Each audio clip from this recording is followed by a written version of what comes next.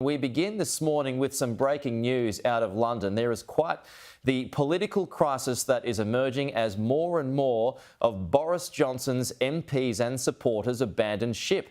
A total of 44. It is staggering. Let's bring in CNN's senior reporter Nic Robertson for the latest now. He is in Westminster for us this evening outside Downing Street. It seems, Nick, it's hard to keep up. I've been watching this for the last few hours and more people are abandoning ship. What is the latest?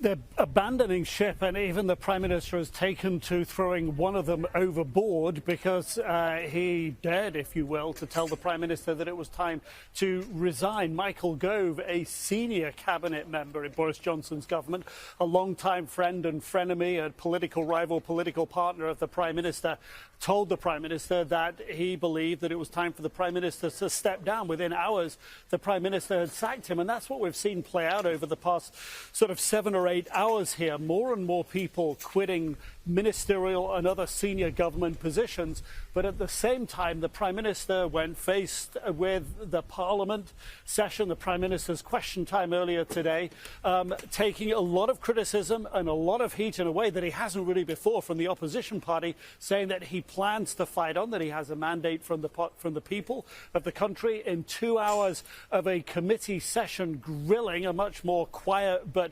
altogether more challenging environment for the Prime Minister. He was questioned about so many things, his character, his decision-making, the minutiae of the way that he's been running the government was all put under the microscope. Again, he said that he planned to carry on and fight, and that is one of what one of his senior advisors has been telling us late this evening, within the past hour or so, that the Prime Minister is in a fighting spirit.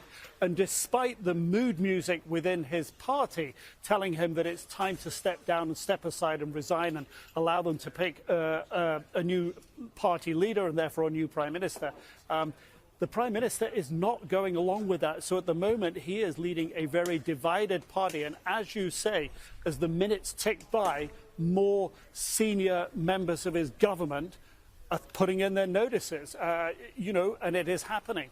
By the minute, by the hour, the numbers racking up through the day. So how does the government govern in a situation like this, Nick?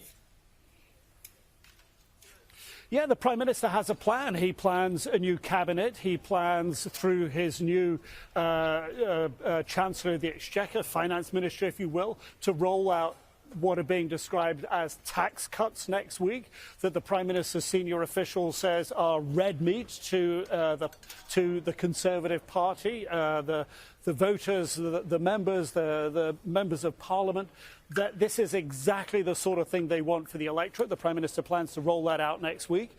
And all of this is designed to buy the Prime Minister more support, more time.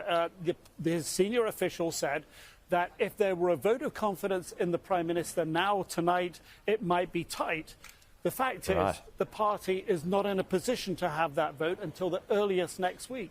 The Prime Minister thinks he can make things look different by early next week. OK.